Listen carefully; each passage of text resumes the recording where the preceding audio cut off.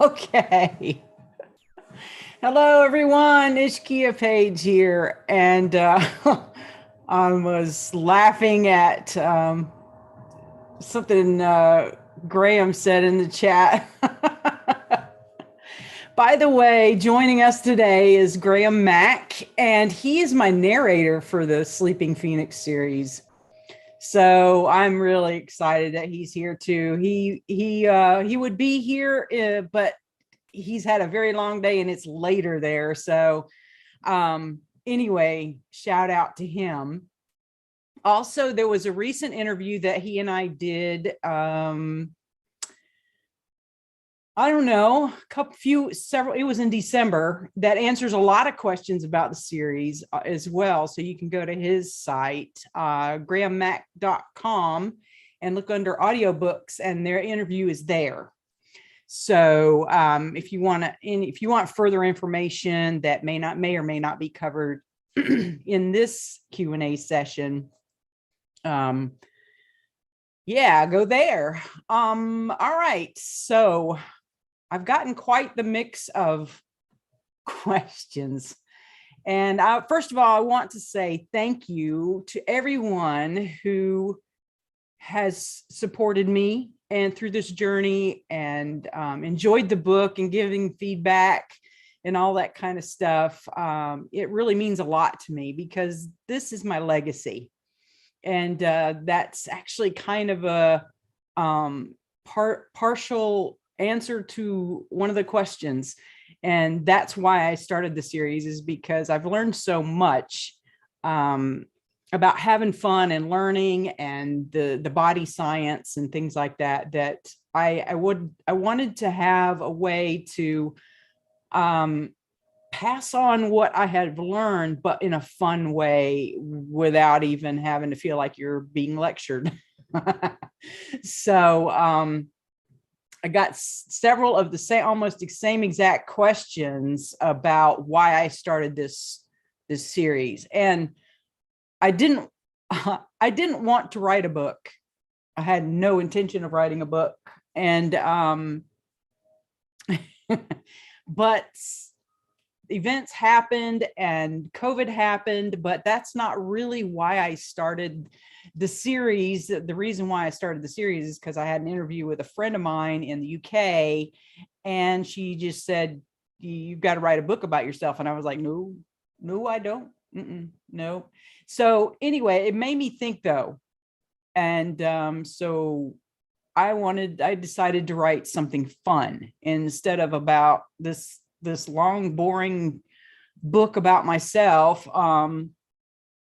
I decided to incorporate inspirations from that into a fictional story that is also science fiction about, in that. And that's another question, is where does the science fiction come in? And the science fiction comes in through body science and the frequent in quantum science, that kind of stuff. The whole system of combat and things like that in the series is based on quantum physics, quantum science, quantum mirroring, frequencies, real stuff. Yeah, stuff.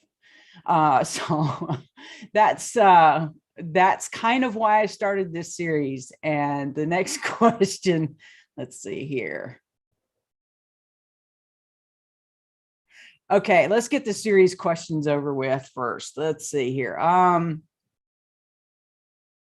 By the way, I'm only, if you have any questions that you would like to ask in the YouTube chat or in WhatsApp, because I don't think I can handle any more social media chats at one time and do this at the same time. Hats off, respect to all of you that do these kinds of productions all the time, because I'm just learning about it. And it's fun, but it's a lot. So respect. Let's see.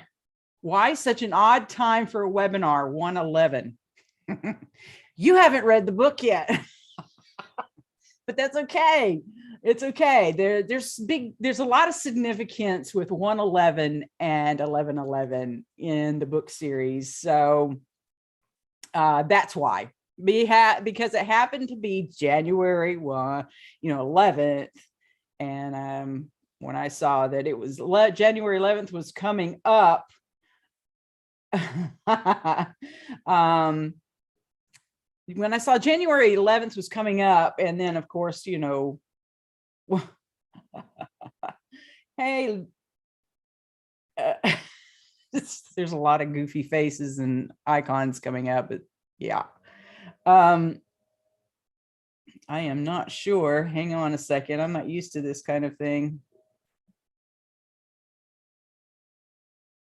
Goofy. So when January 11th was coming up, and I thought, well, 111 is kind of a decent time for time zones. I don't know. It may be a little later than it should be for some time zones, but I thought, well, why not? 111, 111. So how do I stay so positive, Graham asks. Well, I think I mentioned this at some point. I can't remember when, but I've been in a lot of dark places,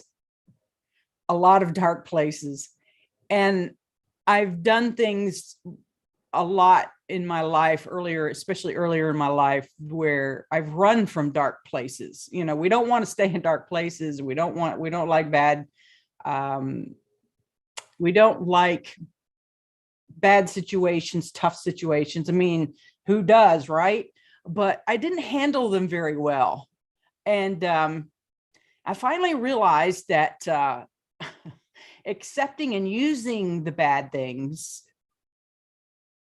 is a lot easier than fighting them. So that's my key on how to stay positive. And that kind of brings me to another question that someone else had. Let me scroll up here. Sorry. Well, we'll get to it. This is coming up really quick here, and I'm not a fast reader. So the artwork for the book is what caught my eye initially. Who did it? I need an artist. Well, the news is I did it, and I'm not doing art for others. I don't have time. So yeah, I actually did the artwork, much to my dismay. I did not want to do my artwork. But I'm so particular that it would have cost me a fortune to hire the right artist. So even though I'm horrible at, well, I can't say horrible, even though my strength is not digital art, I thought I've just got to do this. And that way, if at least if I screw it up, then I have no one to blame and I didn't have to pay for it. So that was my analogy in doing my own artwork. Yes. So Adriana says, there's a tier in your Patreon that allows you to choose a name for the choose a name to be used in the series. Will that be for an existing character, or will you make up a new character just for it? Good question. Actually, I will not make up a character for just because somebody wanted to name a character, but I will name a character that I need a name for in the series as soon as it it is needed. I'm always needing names. So, but that's how it works. I'm not going to create a character. I say that I won't, but you never know. But that's not the intention. I won't create a character just because somebody asks, subscribes to a particular tier, but you can make, you can create the name for it. I have the final say in it though, so I don't want some kind of obscene name, that kind of stuff. So I have the final say, but I'll say, if it's something that's obscene or something, I'll say, you know what, try again. I appreciate your support, but try again. Okay, so here's one from a beta reader. Being one of your beta readers, you seem focused and dialed in on this particular series. How do you make spitting out books like spitting? What is it? How do you make spitting out books look so easy?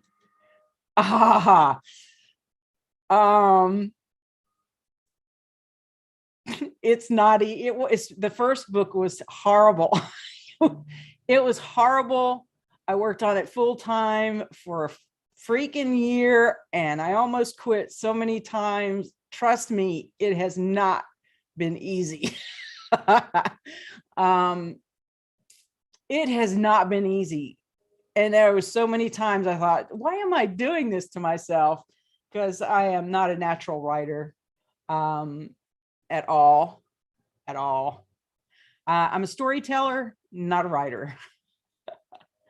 So it's not easy, but it is getting easier. So book 2 is a lot easier now, and 3 is easier, and all that kind of stuff. So, getting through that initial state, because, I just didn't do well in school. And this kind of thing is very difficult for me.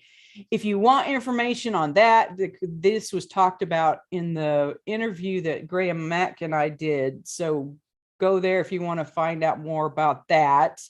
I had to overcome a lot when it comes to education and reading and things like that. So that's all covered in that one. So I'll save time on the interview today with referring you to that. Let's see here. Here's a question that was asked 4 times. How long will the series be? It's hard to say, but I can't see it any less than 6 books. It'll be at least 6. I can't imagine it being done in 6 books, because I'm halfway through drafting book 3 right now, and it's just beginning. So I don't know how long, honestly, but it'll be at least 6 books. Okay.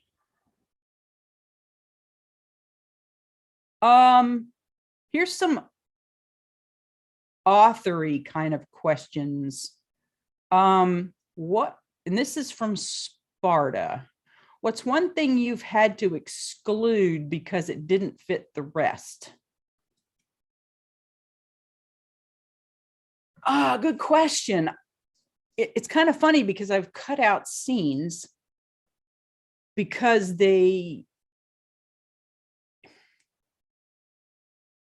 might have made things seem a little long, kind of thing. They did fit. But I don't think, I'm not real sure I had to cut something because it didn't. You know what? There is. In the very beginning, when I first started writing this book, this story was so different than it is now. It is so different. So there is a scene that I'm not going to give a whole lot of detail about it because it's probably going to show up toward the end of the series.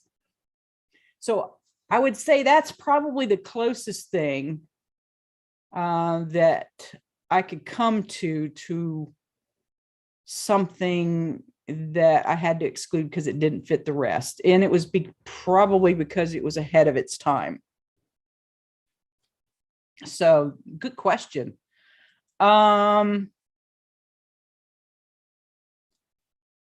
What's your favorite thing? What's your favorite thing about Zraeus? I think my favorite thing about Zraeus is that he knows who he is. And despite how much he really should be, he really should be hated, really. Despite himself, he's willing to change, because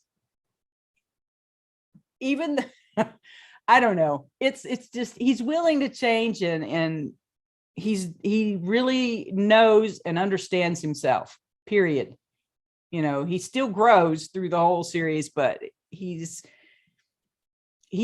totally accepts himself as he is. So that's the one thing I like about him, even though other people don't like it.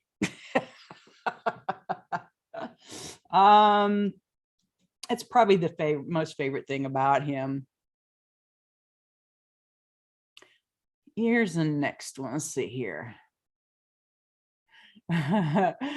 Thea asks, I am wondering about any love interests for Zraeus. Good question. Spoiler. I'm not going to say. I will have to say that I have thought about it, and but it would be down the road. Let's put it that way. All right, so there we go. Here's another one. If I wanted to do fan art, how would I do that without getting into trouble? Good question. I love the idea of fan art. There is legal issues with it. So to be safe, I would say, come to me first, write me at ishkia@ishkiapage.com and let me know what you want to do, and we'll get it approved with the company, you know, my company and all that kind of stuff, and we'll go from there. But anything for sale, and as far as fan art is concerned, unless it is previously approved legally, it is a no. If you want to do fan art that you just want to share and have fun with and share with the other Order of the Sleeping Phoenix people, I mean, just like I say, just say, hey, I want to do this, you know, and it's probably better you run it past me first. I mean, there's a lot of legal stuff when it comes to fan art. However, I will say this. After I release the third book, I am going, as a celebration, I'm going to run a contest for fan art. And I am I can't remember how many I'm going to accept, but the top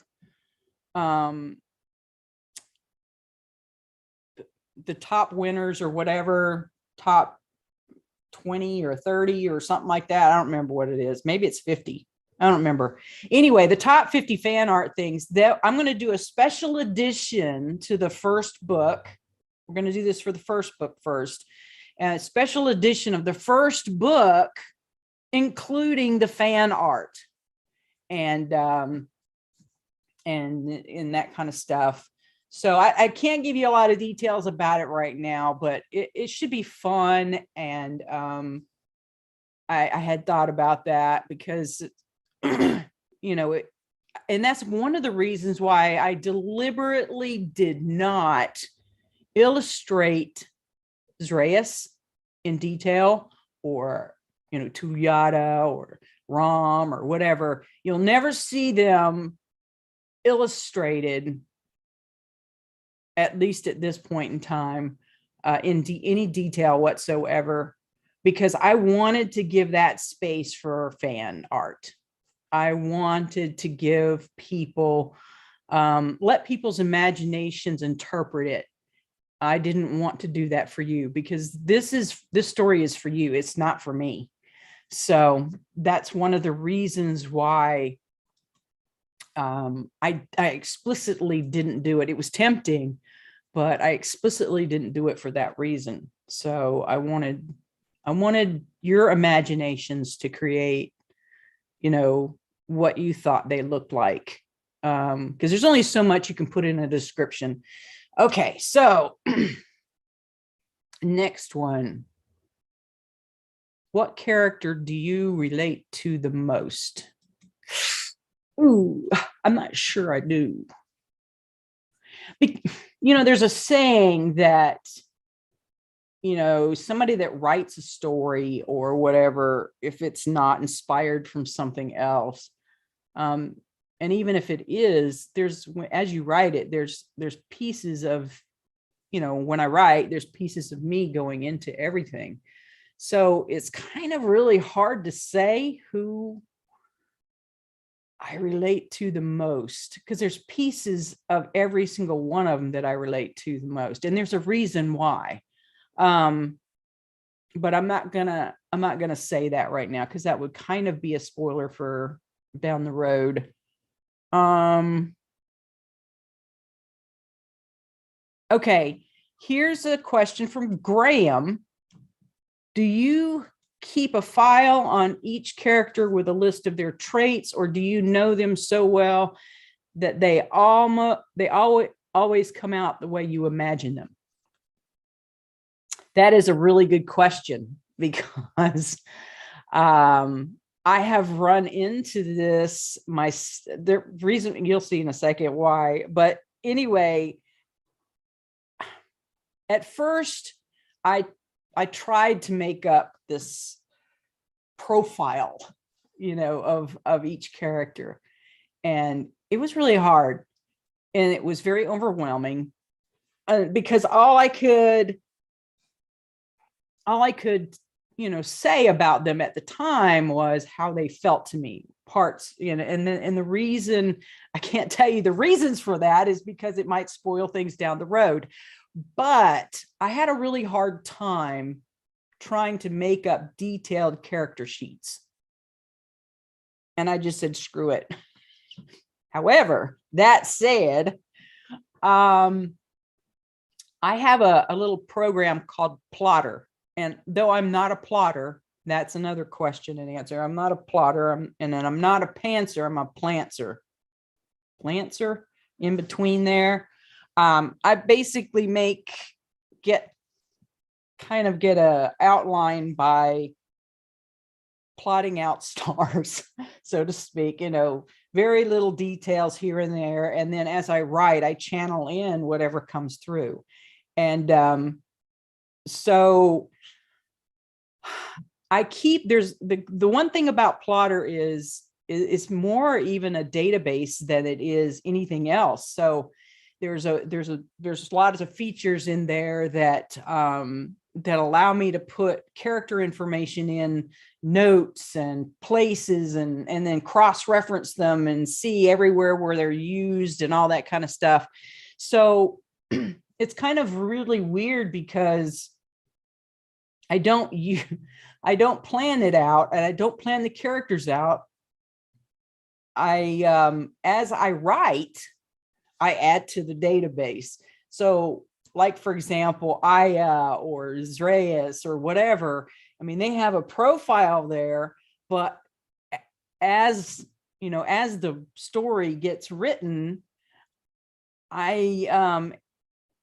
details of their personality come out. They just come out on their own. So if there's traits about them, I'll actually add them into the database, but I didn't. They emerged themselves. They're who they are, and they bloom just like children, really, in a way, as the story unfolds, because we change as the story unfolds, right? So it's kind of like that. Okay. Ooh, still got some more questions to go. We're doing good. So that one's done. Oh, what sparked the idea of the series? What were your first ideas?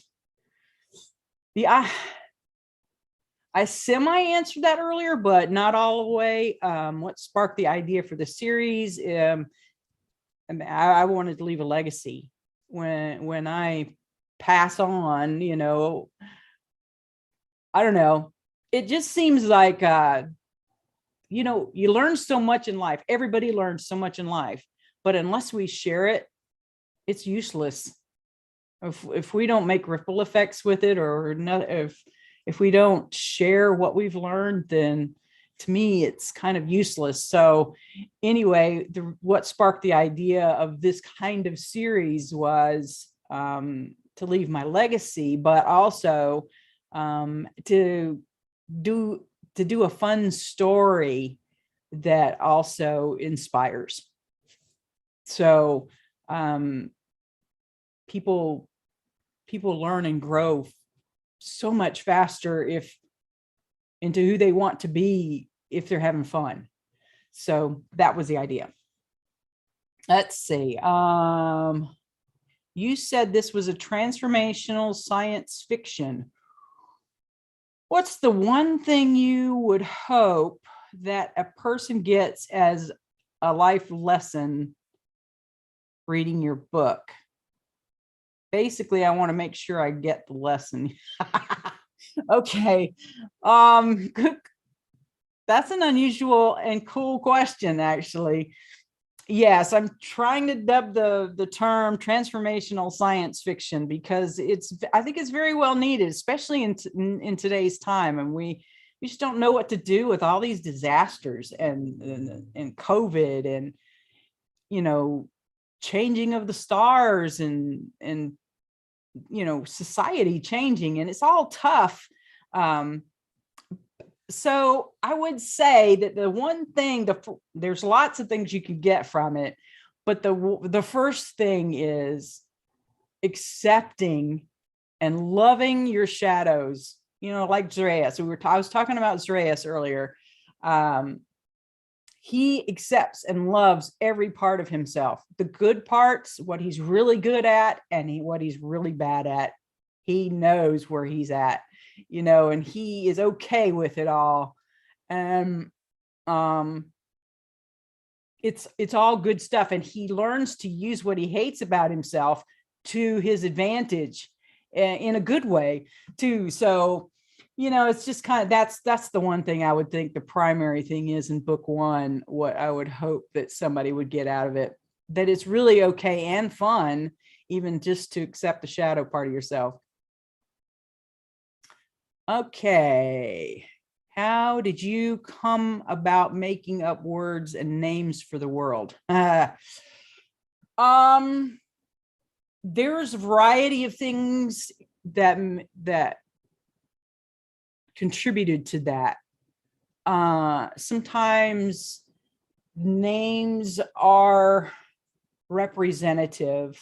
Their meanings are representative of what they're all about. Sometimes names of cities or some character names are just frankly made up. Some are made up of old Sanskrit words that have meaning. Some are not.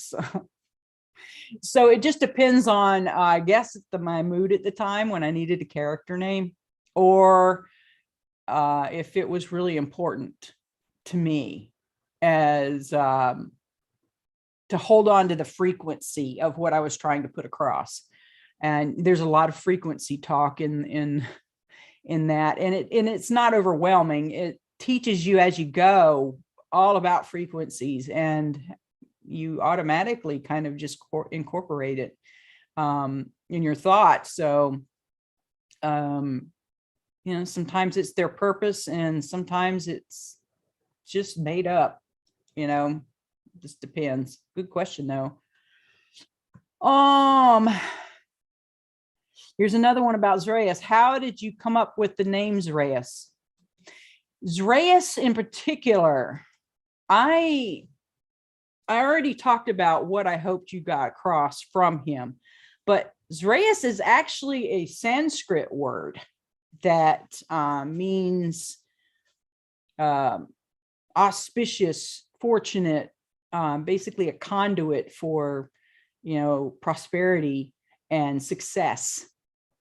And, you know, so that's kind of, and I did it as a tribute too, because a very dear person in my life used after we talked about this word one time, used that word for a character name in a game. And unfortunately, he passed away. And so it was kind of a perfect tribute, you know, to the word, what I needed for a name, as well as a friend, a dear family friend. He you know, he was a great person, and he affected a lot of people. So that's kind of where Zraeus comes from.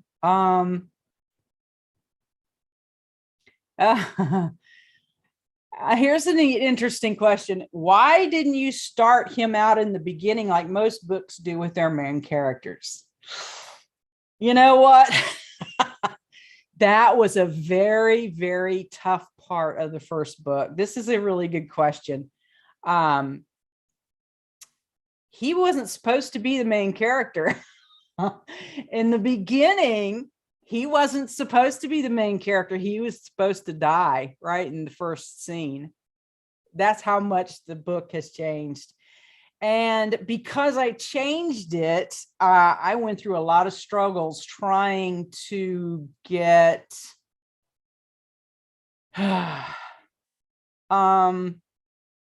trying to get the, you know, get people not to get so attached to Aya and Aru in the beginning, because they're the ones that kind of lead it off. You know, there's two scenes going on, and Aya and Aru are there, and they're very important, but they're not the main characters. So it was a big, huge struggle with me and my editors, and for clarity, because I tell you, when this first came out to the first beta readers, this was a horrible story. It was absolutely horrible. It was disjointed. And it was like, this was the part where I wasn't used to being an author, and I could tell a story, but it's one thing to know it in your head, and it's another thing to, you know, puke it out on a paper and make it for the readers. Because when, you know, when you write a book, it's really not for the author as much as it is, well, let's put it this way, it's for the author when you write it, but it's for the reader when you publish it, you know. And coming out and getting this story down was one thing, but publishing it was another. And it was horrible. It was really bad. It was really, really bad. I had so many beta readers that said they couldn't finish it. It was terrible. It was terrible. And I kept at it, and I quit counting at 22 edits. It was terrible. Bad memory. But I made it. And so there we have it. Oh, we still got more questions. What time is it? Oh, we're doing good. All right. I'm trying to keep up with the questions coming in. All right. So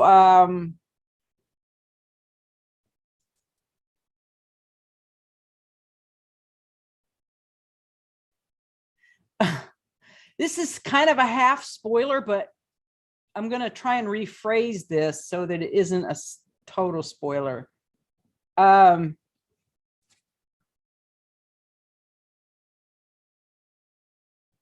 can't ask this question. I can't answer this. I can't phrase this right now. I'll have to think about it. Sorry, I'll have to come back to that one. I'm trying to think of a way to rephrase it so it doesn't spoil quite so much. Okay, who are the visages? How do they relate to normal mortals? Well, here's another struggle that came out with the book, and that was the visages are actually, the word visage actually means the face of. And that's why I chose that, because at first it's kind of funny, along with, you know, how Zraeus wasn't supposed to be the main character, his actually original name was Falk. And then I found out in some cultures, Falk, F-A-W-K, is actually a really bad insult. So I changed his name.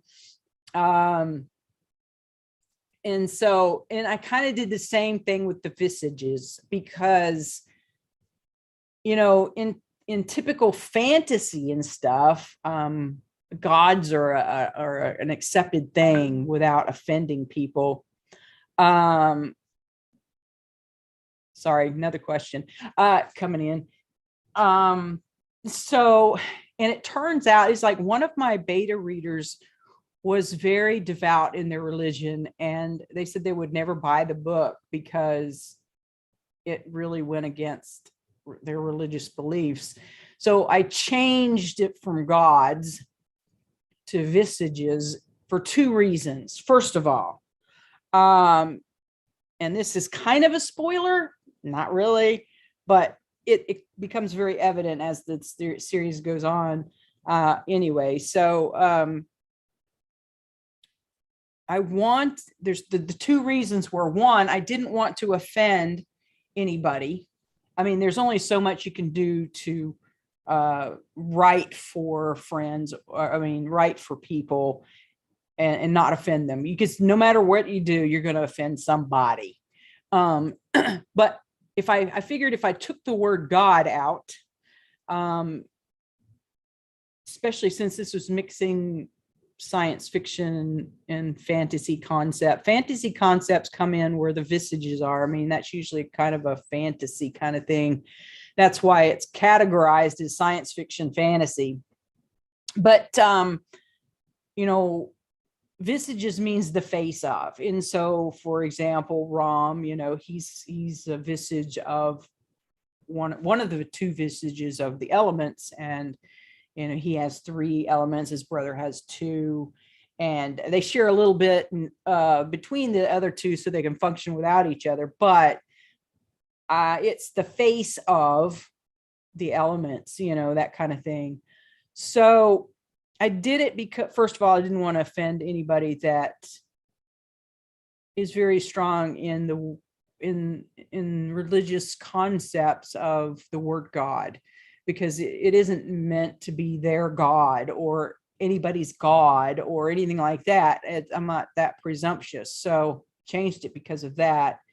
And plus, if I named it visage, I could have picked a lot of other names, you know, but the word visage, and I'm told too that this could be a bad insult too, but you know what? I just kind of finally said, you know, that's just crazy.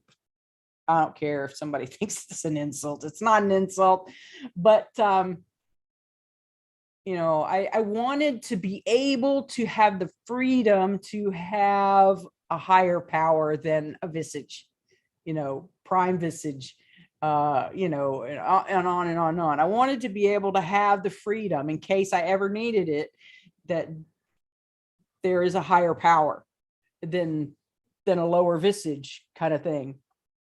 So there's the answer to that question. I can't. Okay, that's the same one. Okay, what is the most fun part of creating a book for you?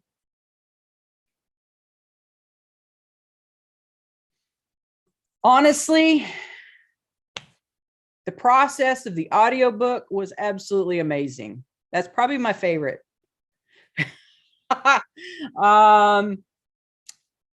And then the next runner up is the actual drafting. That's probably me. Editing's okay, and then after a while editing is and then after a while editing is, oh, I hate it. That's why I'm doing cycles when I develop this book series, so they can always have the fun mixed in with the not so fun kind of thing. Here's another question about the visages. Can they actually be killed?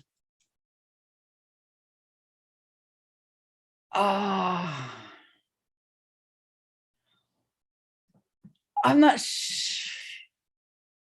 Now,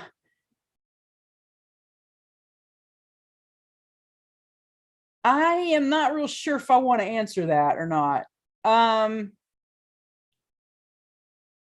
Think of it, maybe. Depends on what you mean by killed. As far as my series is concerned, it hasn't. It depends on what the term you call killed. Let's just leave it like that. I'll just leave it like that. Okay, next question. How in the world did you come up? How in the world did you come up with the statue that Zraeus falls into? Blah blah. That's kind of a spoil. I couldn't help but get tickled.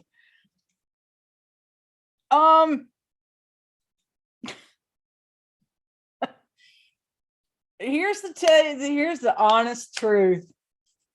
I meditate often, and as in a lot. And I had this vision that, in my meditations, that gave me the whole idea of the whole challenge. I'm not going to say any detail about the challenge in case somebody's watching this and hasn't read it yet. But anyway, when I got to the part of that particular statue, and there's 3 types of statues, and then later on, you haven't read that book yet, but that deals with it. But honestly, when he got to that statue, I didn't know what was going to happen, and I just kept writing. And the next thing you know, it all happened. So I didn't come up with an idea, it just came out. A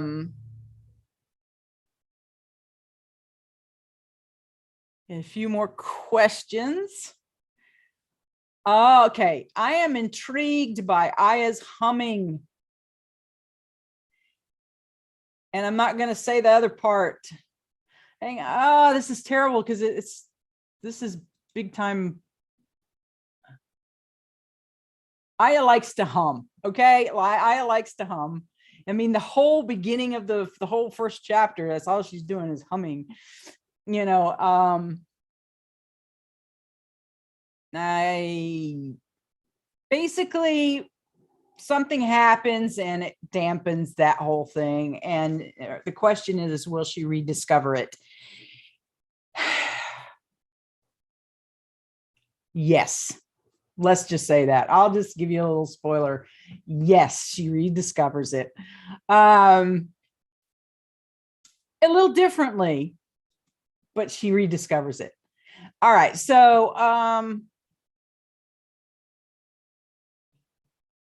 this is kind of interesting. How much of what your characters experience mirrors your own experiences?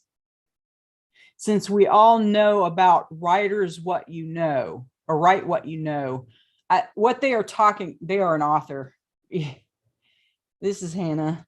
They are definitely an author. So, like I said earlier, something about, you kind of write what you know, or what you part of yourself or whatever. This is what she's talking about. But how much of what your character's experience mirrors your own experiences? A lot. I will say that a lot.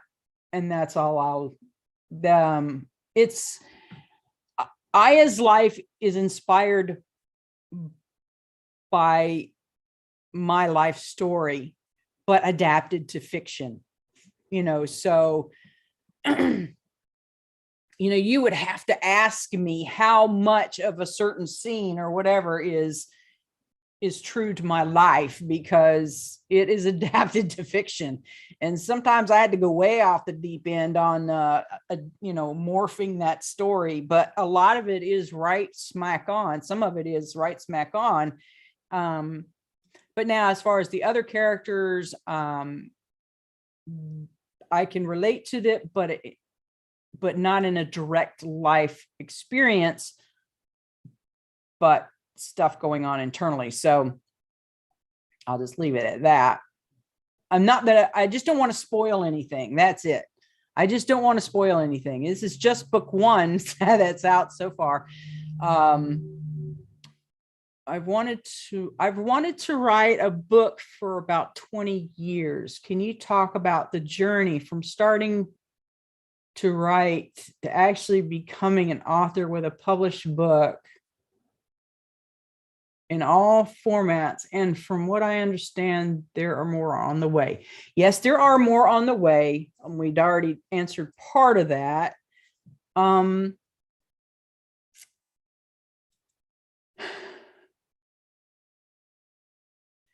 I can really only say I can talk about the journey.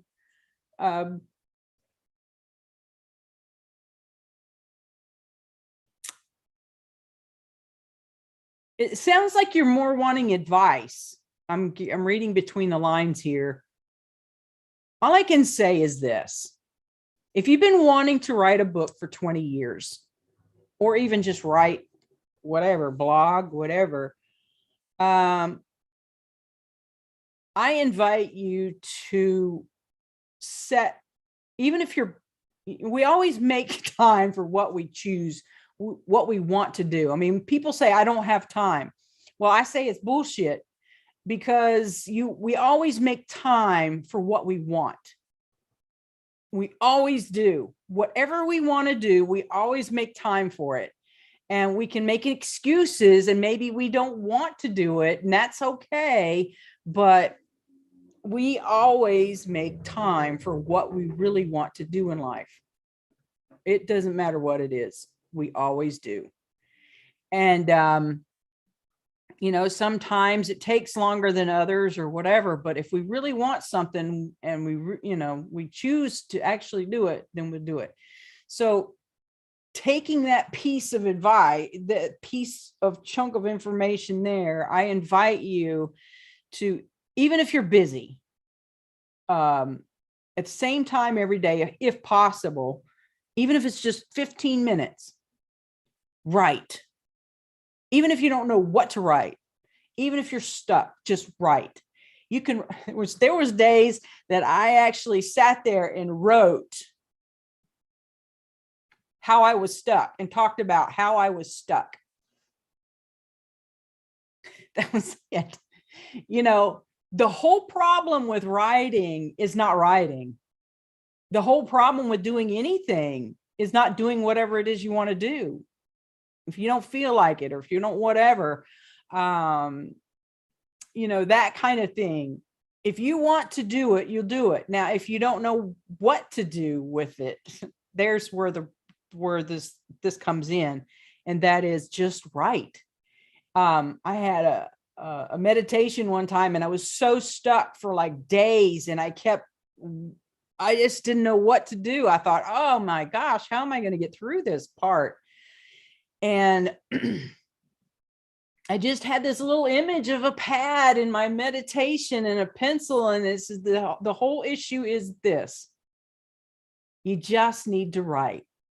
And so I literally sat there and wrote about how I was stuck on writing.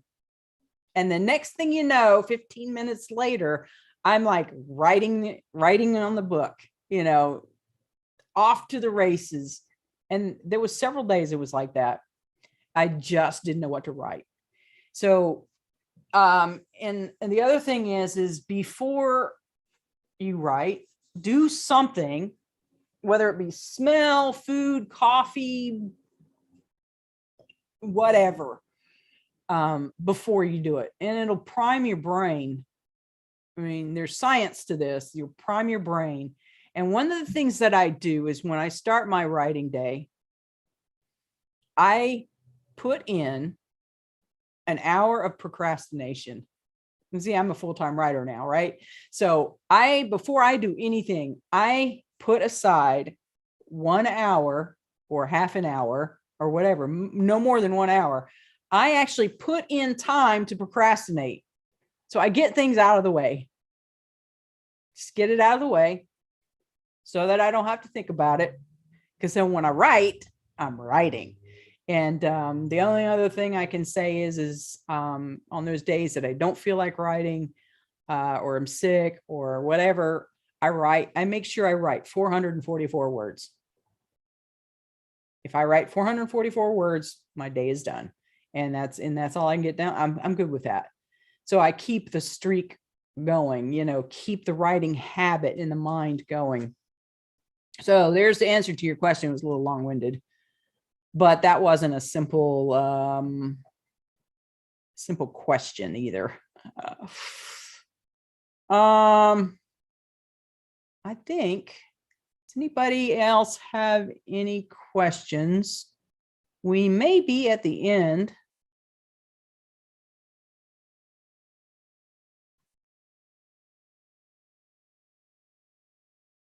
Yeah, here's one. Do we see Galoo again in the story? Everybody seems to like Galoo. I mean, Galoo is a character that comes in the very beginning of the story, and you never see him after that in book one. And for obvious reasons to those who have read the book, but this person, Adriana, asks if we will ever see him again. And all I can say is maybe. He had quite the humor. Corny, but you couldn't help but giggle at him. But yeah, all I can say is maybe.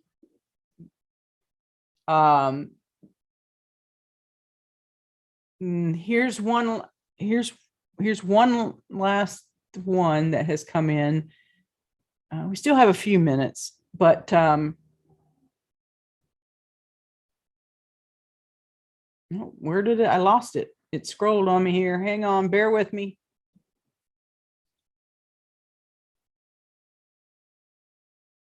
Oh my gosh. Tracking text is not my strong point, but I will use it. I will use it to say you'll have to write it again because I can't find it.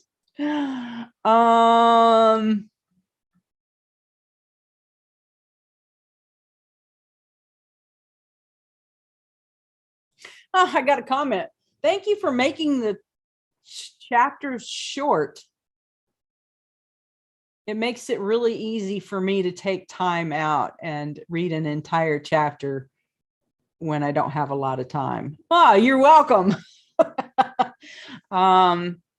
Actually, I read a comment by somebody one time about another book, and it was at a seminar, and this lady, she was so cute. She was like, she walked up because they were having questions and answers, and she walked up and she said, oh my gosh, the one thing I don't have any questions for you. The one thing that,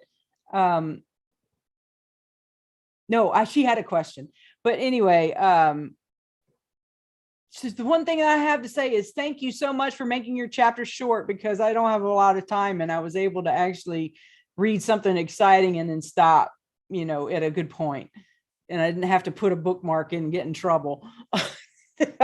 So that was actually inspired by that, to make the chapters, fairly short. And when it comes to the audiobooks, the audio, it's kind of nice for people. I've gotten feedback on that too, is because the chapters, when read, are anywhere between, I don't know, I think it was 12 minutes to 18 minutes tops or something like that. I can't remember the exact number, but they're very manageable as far as time. So that has been said before, that was very helpful, instead of really, really, really long chapters. I don't see any more questions. I don't think. So unless any come in here the last minute, you double check here. Got too many screens going on.